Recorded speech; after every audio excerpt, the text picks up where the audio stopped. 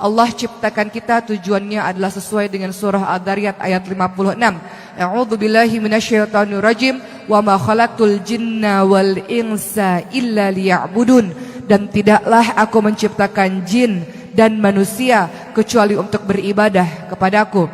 Makhluk-makhluk Allah, jin dan manusia punya tugas yaitu beribadah kepada Allah, melakukan apapun yang Allah cintai dan membenci, meninggalkan apapun yang Allah larang. Itulah hakikat dari ibadah, teman-teman sekalian.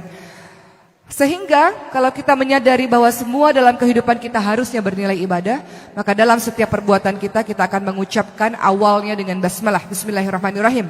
Karena tidak ada orang yang berbuat maksiat diawali dengan basmalah. Ada nggak ketika mau buat maksiat, basmalah dulu deh biar halal gitu ya. Mau mencuri nih, mau korupsi, ngambil bismillah dulu deh biar halal gitu ya. Atau selingkuh ya, suami lagi mau pergi sama laki-laki lain, naudzubillah min dzalik, bismillah dulu deh biar jadi halal. Ada nggak yang kayak gitu? Nggak ada, Bu ya? Nggak ada.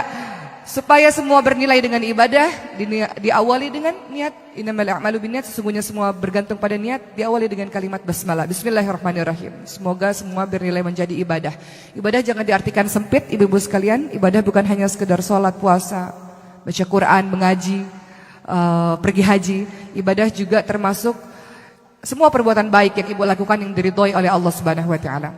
Kemudian ibu-ibu sekalian, ketika mengetahui bahwa tujuan kita diciptakan oleh Allah Subhanahu wa taala adalah bagian dari ibadah, maka kita berusaha setiap apapun yang kita lakukan, berusaha agar membuat Allah ridho pada kita. Pertama. Kemudian yang kedua, untuk menjadi sebaik-baik wanita, memperhatikan, memahami dengan mendalam bahwa Allah menciptakan kita juga sebagai seorang khalifah.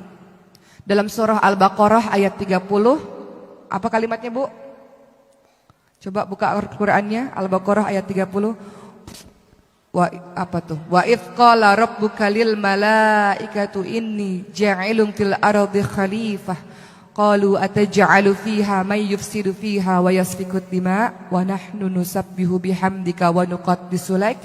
Qala ini a'lamu ma la ta'lamun. Ibu-ibu sekalian, bahwa pada saat itu Allah Subhanahu wa taala hendak menjadikan manusia untuk memakmurkan bumi, menjadi seorang khalifah, menjadi seorang pemimpin, yang pada saat itu malaikat-malaikat melakukan protes yang sangat besar dengan mengatakan, kenapa harus manusia ya Allah? Khawatir manusia nanti akan melakukan kerusakan di muka bumi dan akan melakukan pertumpahan darah saja. Namun Allah lebih mengetahui dibanding dengan para malaikat-malaikat. Allah hendak menjadikan sebuah ciptaan makhluk yang bernama manusia yang dilengkapi dengan akal, pikiran dan hawa nafsu untuk menjadi wali Allah di muka bumi ini. Harapannya dengan akal pikiran yang dianugerahi oleh Allah kepadanya membuat si manusia ini terus belajar sehingga bisa menjalankan tugasnya menjadi seorang pemimpin yang memakmurkan bumi, mendatangkan kebaikan untuk di muka bumi ini.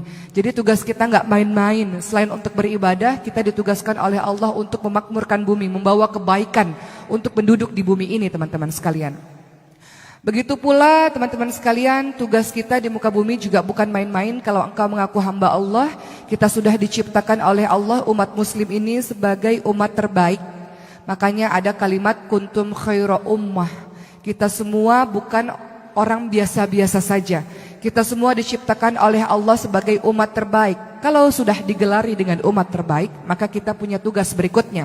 Kuntum khaira ummah ukhrijat linnas ta'muruna bil ma'ruf wa tanhauna 'anil munkar.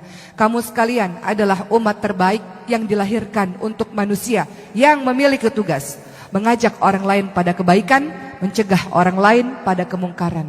Itulah kalau kita memahami penciptaan Allah terhadap diri kita, ternyata kita punya tugas yang banyak, ibu-ibu sekalian, teman-teman sekalian. Maka jangan dikira kita enak saja hidup di muka bumi ini tanpa ada tujuan yang jelas, tanpa ada tugas yang jelas. Tugas kita adalah beribadah, tugas kita menjadi seorang pemimpin yang melakukan kebaikan untuk bumi ini. Dan kemudian yang ketiga adalah tugas kita sebagai umat terbaik, mengajak orang lain pada perkara yang baik-baik, mencegah orang lain pada perkara yang buruk.